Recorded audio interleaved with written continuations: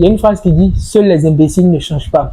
En 2025, il y a eu des personnes qui ont réussi à monter un business, à se lancer, à enfin décoller. Ces personnes-là, je les appelle les gagnants. Mais leur ascension n'est pas le fruit du hasard. Derrière leur montée se cachent des choix, des décisions parfois inconfortables, mais nécessaires pour leur croissance. Qui dit gagnant, dit aussi perdant.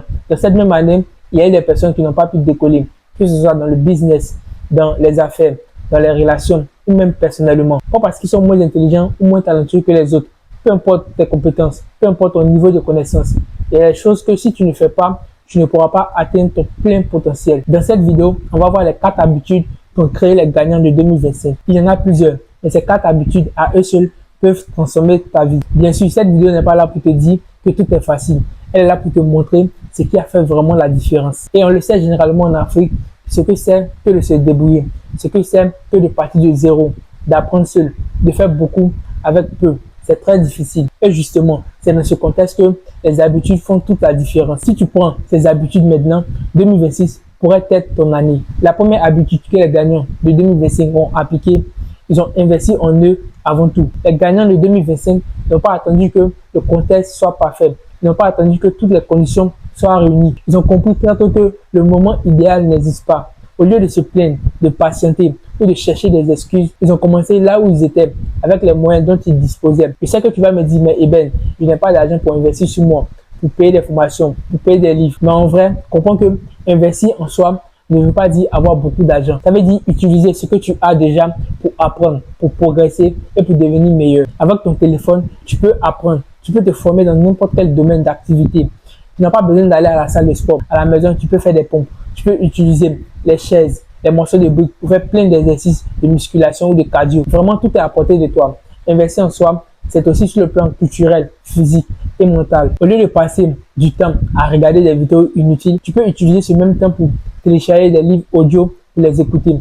Aujourd'hui, sur Internet, il y a des sites qui délivrent un certificat après avoir été formé. Tu peux le faire. Mais malheureusement, beaucoup de personnes aujourd'hui dépensent non pas pour apprendre, mais pour impressionner. Ça parle de qui a le meilleur iPhone, qui a la meilleure paire de baskets, etc. Alors que les gagnants font l'inverse. Ils ont compris que leur cerveau est leur premier outil de travail. Plus ils apprennent, plus ils sont difficiles à remplacer. Investir en soi, c'est mieux gérer son temps. C'est éviter les discussions inutiles, les soirées et autres. C'est mieux choisir ce qu'on regarde. Encore une fois, au lieu de passer ton temps à scroller, à regarder des séries, tu peux utiliser ce même temps pour regarder des documentaires, des reportages, pour écouter des livres audio, plein de choses qui vont t'aider à devenir une meilleure personne. Investir en soi, c'est aussi mieux utiliser son téléphone. Avant de me donner mon premier téléphone, mon père m'a dit, ce téléphone que je vais te donner peut te construire, mais il peut aussi te détruire.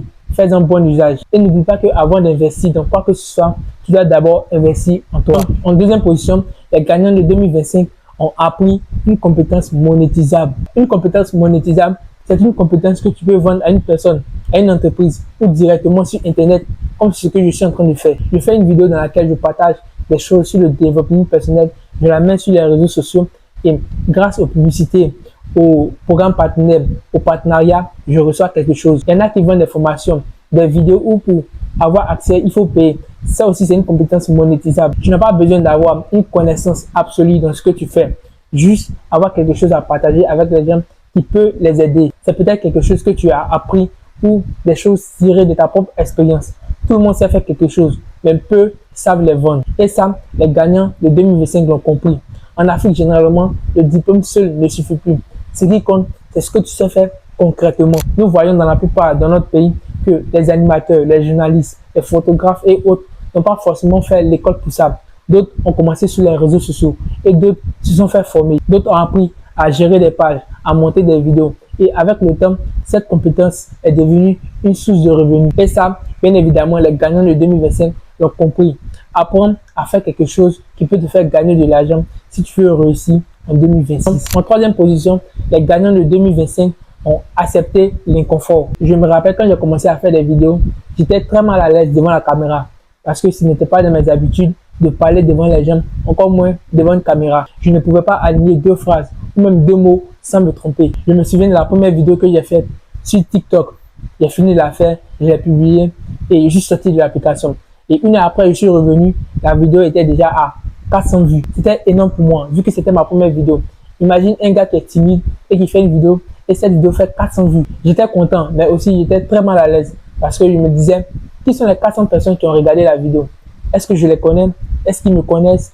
Est-ce qu'ils savent où j'habite? J'hésitais même à sortir de la maison, par peur que quelqu'un que je connaisse me reconnaisse. Mais j'ai continué de poster. J'ai accepté cette peur.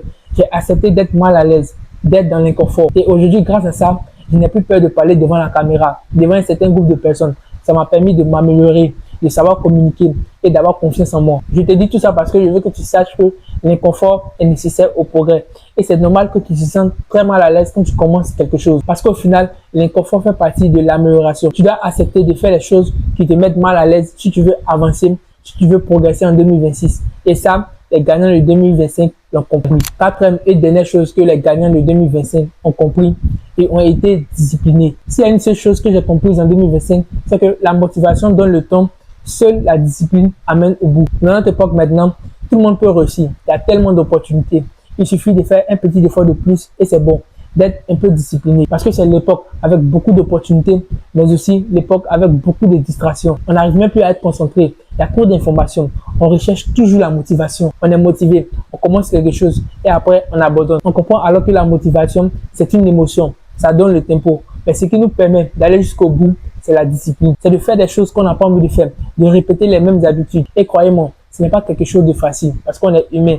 Il y aura des jours où on va baisser la garde. C'est pourquoi je vais partager avec vous dans les jours qui suivent une vidéo sur comment rester discipliné et aller à l'essentiel. Que tu sois étudiant, salarié ou entrepreneur, que tu aies du mal à étudier ou à te concentrer pour exécuter tes tâches quotidiennes, cette vidéo sera pour toi. Donc abonne-toi maintenant si ce n'est pas encore fait et active la cloche de notification pour ne pas la manquer. La discipline, c'est vraiment la clé. Et malgré tout ce qu'on a pu dire sur les points précédents, sans la discipline, ça ne servira à rien. La discipline fait toujours ce que la motivation n'arrive pas à faire, c'est-à-dire créer des résultats. Je suis Eben Dogo. Si tu as aimé cette vidéo, laisse un like, abonne-toi et je t'invite à regarder cette vidéo précédente sur les 8 choses à savoir absolument en 2026. Ça pourrait beaucoup t'aider. Donc si tu as un peu de temps, vas-y, va la regarder et d'ici là, prends soin de toi, que Dieu te bénisse et on se dit à plus pour une nouvelle vidéo.